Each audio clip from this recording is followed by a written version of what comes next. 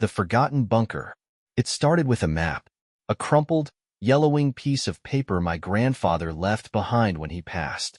I found it tucked inside an old book about World War II, its edges frayed and ink barely legible.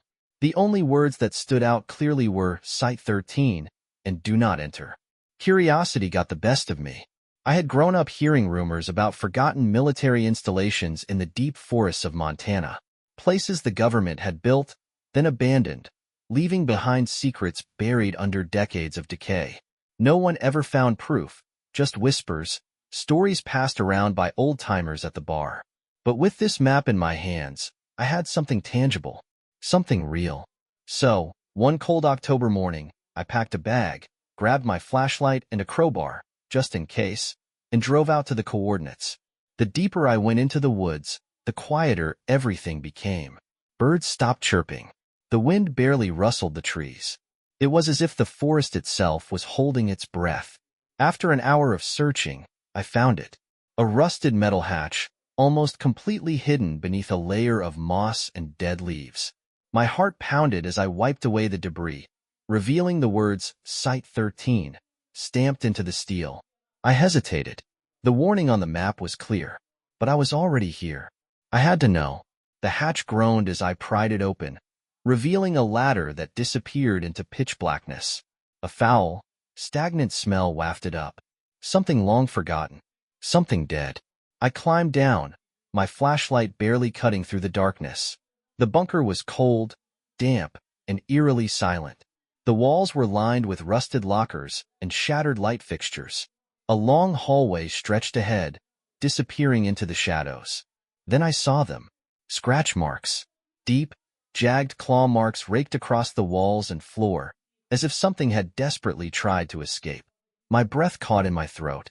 Maybe it was just animals, I told myself. Maybe bears had fallen in and couldn't get out. But bears didn't carve symbols. My flashlight flickered. I smacked it, and for a brief second, as the light stabilized, I saw something move at the far end of the hallway. Just a shadow. Or so I hoped. I pressed on, deeper into the bunker, my footsteps echoing. Every door I passed was either welded shut or broken off its hinges. The place had been abandoned for decades, but something felt wrong, like I wasn't alone. Then I found the room. Inside, old equipment and papers were scattered everywhere. The air was thick with dust. I picked up a file from the floor, brushing off the grime. Subject 13 was stamped across the top. Pages were filled with reports, strange experiments, human trials. The handwriting became more frantic towards the end. Subject shows extreme aggression. We have lost control.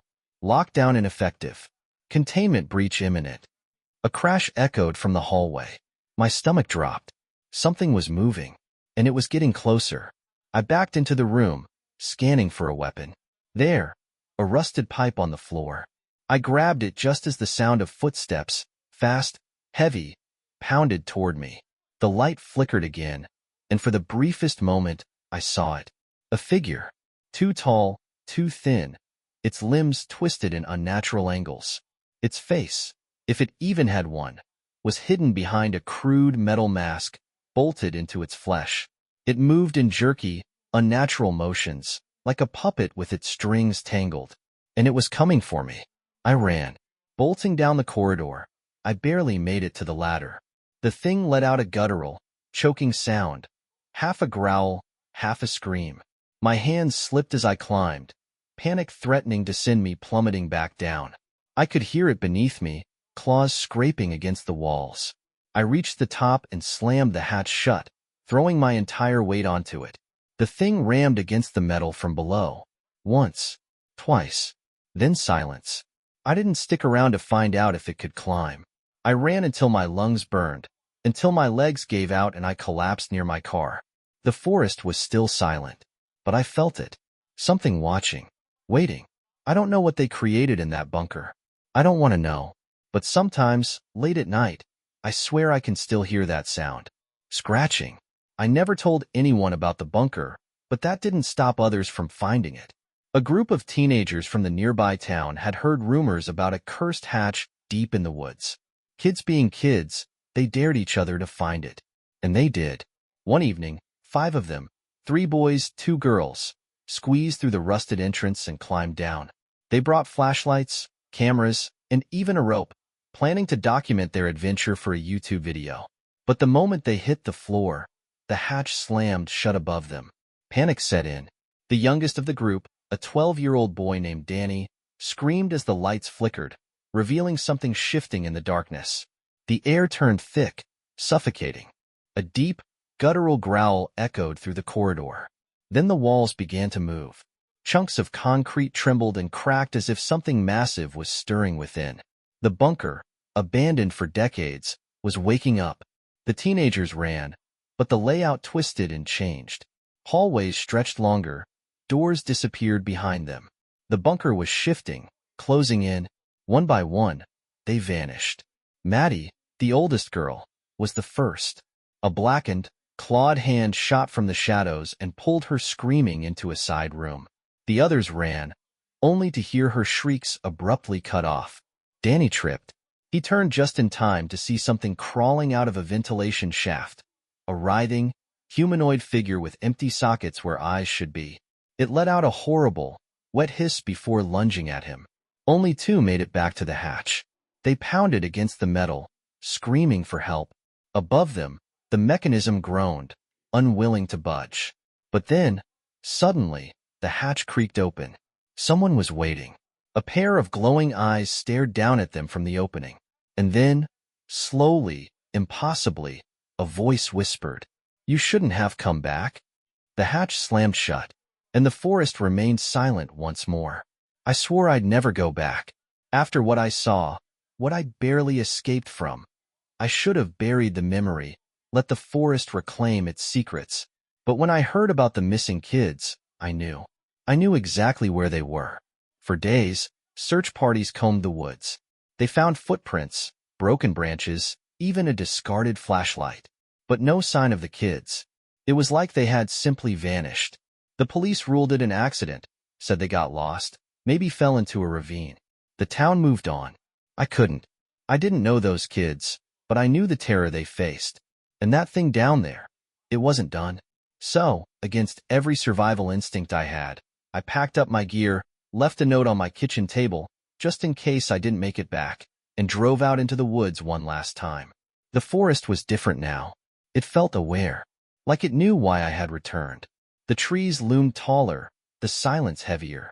The moment I stepped out of my truck, I felt eyes on me.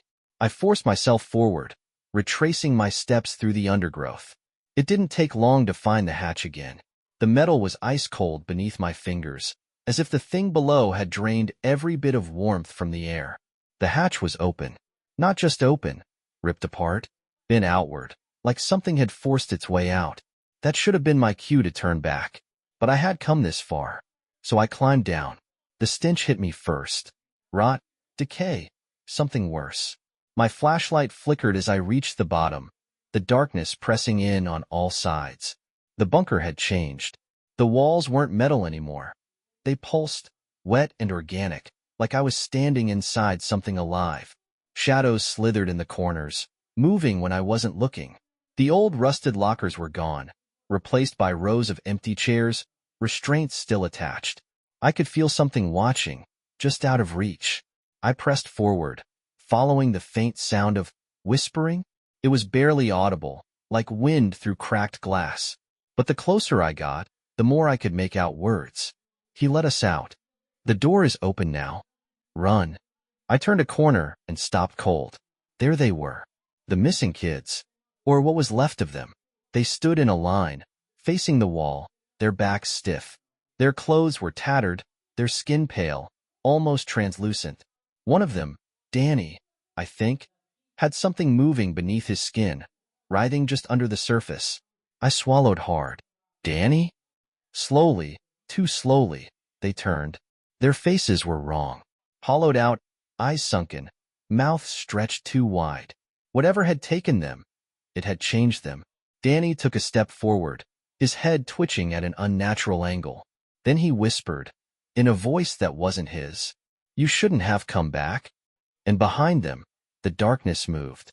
A shape unfolded from the shadows, tall and thin. its limbs stretching far beyond what should be possible. The mask was still bolted to its face, but now, something pulsed behind it, like it was growing. It let out that same wet, choking noise, the sound that still haunted my dreams. The thing stepped forward. I ran. I didn't care about stealth, didn't care about being quiet. I just ran. The bunker pulsed around me, the walls shifting, closing in. The whispering turned to screams, echoing from every direction. I reached the ladder, scrambling up as fast as I could. My fingers slipped on the rungs, but I didn't stop. The thing below let out a sound, deeper this time, almost laughing. Then I felt it. Hands, grabbing my ankles, clawing at my legs. I kicked, barely shaking them off as I lunged out of the hatch and into the cold night air. I didn't stop. I ran until my lungs burned, until I reached my truck, until I was back on the road, tearing through the dark, leaving that cursed place behind. But as I sped away, I glanced in my rearview mirror, and for a split second, I saw them, standing at the tree line, watching, waiting. I moved out of town the next day, packed up, left everything behind. But no matter how far I go, I can still feel them. Late at night, I hear whispering in the walls. And sometimes, just before I fall asleep, I hear something else. Scratching. The door is open now. Leaving town didn't help. I drove for hours that night, putting as much distance as possible between me and that cursed forest. But no matter where I went, the feeling never left. The sensation of being watched. The whispers in the dark. The scratches in the walls. I checked into a motel a few towns over, trying to catch my breath and convince myself that I was safe, that I had escaped. I hadn't. I woke up to the sound of static. The motel room TV had turned on by itself, the screen a mess of black and white noise. The clock on the nightstand read 3:13 a.m. The air was thick, heavy, like the pressure before a storm. Then I saw it, a figure in the static, tall, thin, motionless, its mask twisted into the shifting fuzz of the screen. It wasn't just some weird visual artifact. It was looking at me. I grabbed the remote, fumbling to turn the damn thing off. The second the screen went black, the room went silent. Too silent. I turned toward the window. The curtains were open.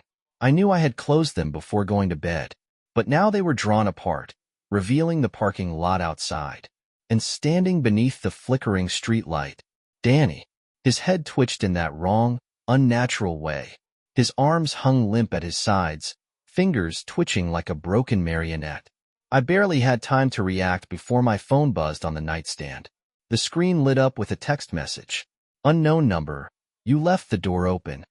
The bathroom door creaked. I wasn't alone. Slowly, I turned my head. The bathroom mirror reflected the dim glow of the parking lot outside. But something else was in the reflection. Something behind me. I lunged for the light switch, too late. The power went out. The room was plunged into darkness, but I felt it. The heavy, rotting breath against my neck. The whisper, so close to my ear it sent ice down my spine. You shouldn't have come back. The bed shook. The walls groaned, and then, a hand grabbed my wrist. Cold, clawed fingers tightened around me, pulling me toward the dark corner of the room. My flashlight. Where the hell was my flashlight? I scrambled, kicking, thrashing, my fingers finding the lamp on the nightstand. I grabbed it, swinging wildly. The moment the light flooded the room, the hand vanished. The pressure lifted. I stumbled back, gasping for air. The motel room was normal again. The TV was off. The bathroom door was shut. The window curtains were closed. But my wrist burned. I looked down. 3 long, blackened claw marks stretched across my skin. I grabbed my bag, threw the door open, and ran straight to my truck. I didn't even check out of the damn motel. I just started the engine and sped off into the night. Nowhere is safe. I kept driving. Hours passed. Towns blurred together. I stopped only for gas, barely speaking to anyone. I just needed to put as much distance between me and it as possible. But something was wrong. No matter how far I drove, the radio crackled with static. The clock on my dashboard kept resetting to 3:13 a.m. And every time I glanced in the rearview mirror, I saw something standing at the side of the road, watching, I turned off onto an empty highway, hoping to lose whatever was following me. The road stretched ahead. Nothing but darkness and the distant glow of my headlights cutting through the night. Then my headlights flickered.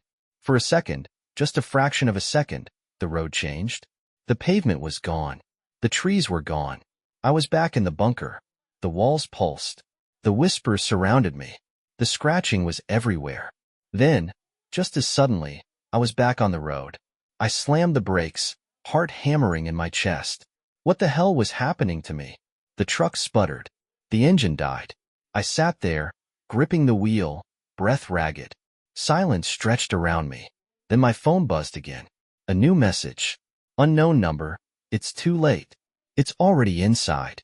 The passenger seat creaked. Slowly. So slowly. I turned my head. And I wasn't alone. The thing was sitting next to me. Its mask inches from my face. Its mouth opened, jagged, broken teeth stretching far too wide. And then, in a voice stitched together from the whispers of 1,000 lost souls, it spoke. Drive. The road never ends. I don't remember starting the truck again. I don't remember pressing the gas. But I'm still driving. The road never ends. The radio is stuck on static. The clock still says 3:13 a.m. Every so often, I pass the same motel, the same gas station, the same broken street light. I can't stop. I can't escape.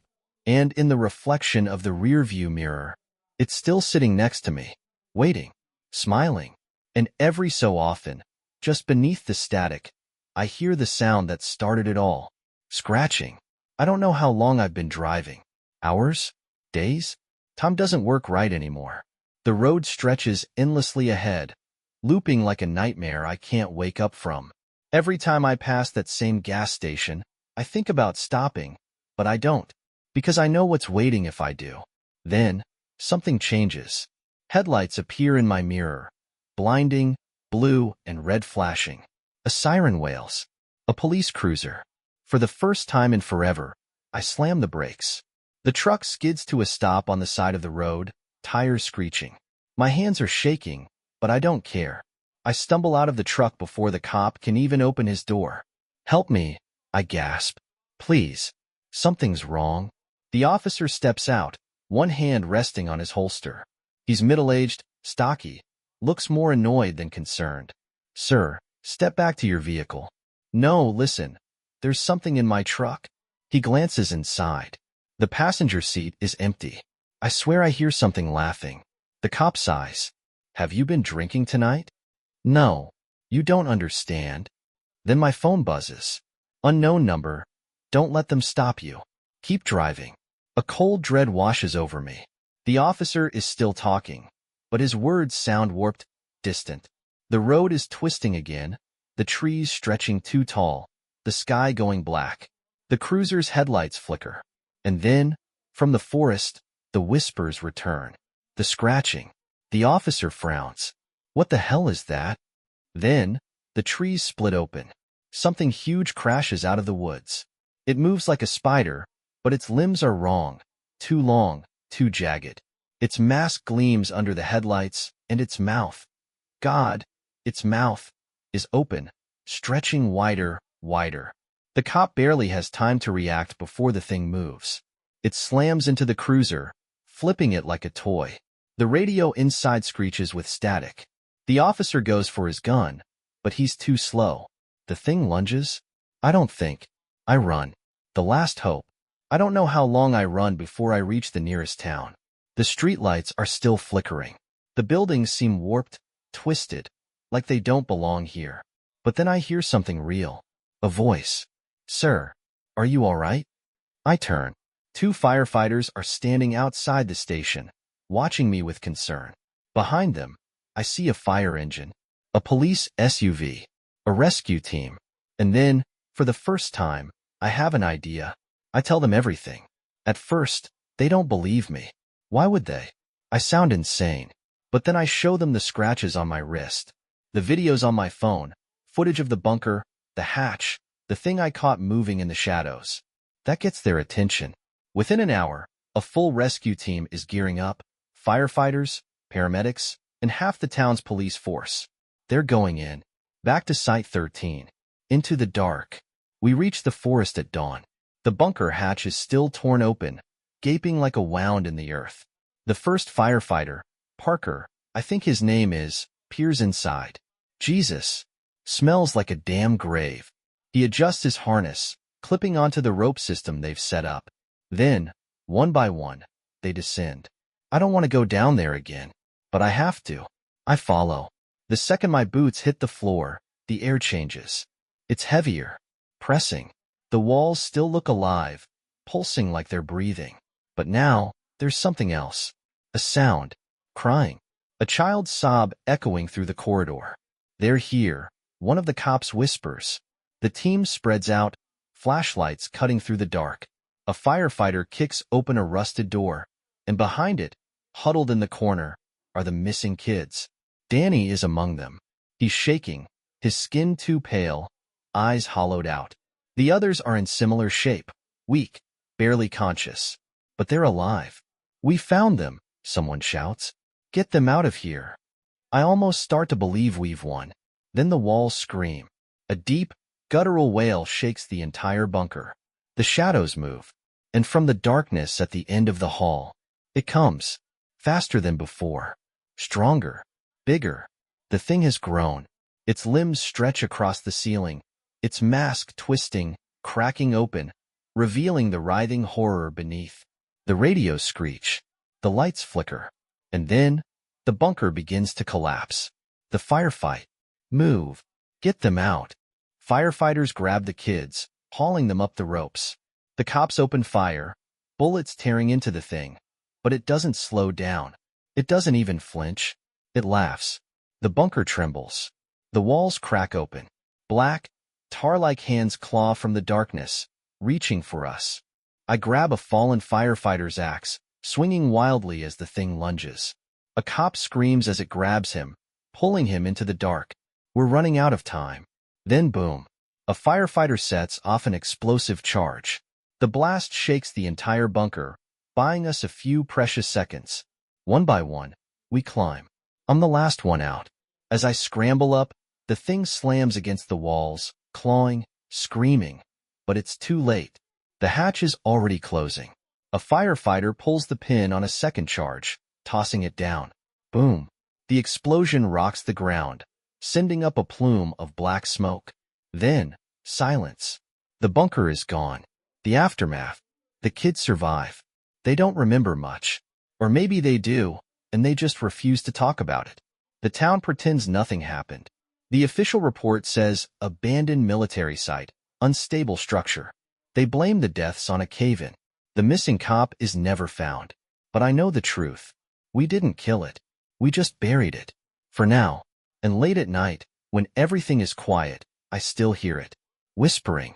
Waiting. Scratching. The town moved on. The kids were rescued. The bunker was sealed. The reports were written, and people convinced themselves it was just structural collapse. But I knew better. The thing in Site 13 wasn't dead. It wasn't buried. It was waiting. And one night, it finally came back. It started with a sound. A faint scratching at my window. I sat up in bed, my chest tight, breath caught in my throat. My hands trembled as I reached for the baseball bat beside my nightstand. Then my phone buzzed. Unknown number, come outside. The scratching grew louder. I didn't want to look. I knew what I would see. But I did. And there, just beyond the glass, it stood. Its body was longer now, stretched beyond human proportions. Its mask was cracked, revealing glimpses of raw, pulsing flesh beneath. It didn't move, didn't lunge. It just watched. Then it raised one jagged finger and pointed, not at me, at the town, at them, and then it vanished. The fire. The first explosion hit an hour later. Downtown erupted in a ball of fire, smoke curling into the night sky. Screams filled the air as people ran, confused, terrified. Then the sirens started. Firefighters rushed to the scene. Police tried to control the chaos. But as they arrived, the ground beneath them cracked. The bunker hadn't collapsed. It had spread. The streets twisted. Walls moved. Shadows poured from every alley, shifting like liquid. And then, one by one, The creatures crawled out. Not just one. Dozens. The massacre. They moved through the town like a plague. People ran. Some made it. Most didn't. I saw Officer Parker try to shoot one down. It snapped his spine like a twig. A firefighter swung his axe, but the thing ripped him apart before the blade even hit. Then the children began to scream. Danny, the boy we rescued, was among them. He clung to his mother's hand, eyes wide with terror as the creatures closed in. I ran for him, but I was too late. The thing with the cracked mask, the one from the bunker, appeared behind him. It leaned in close, its jagged fingers tracing the boy's cheek.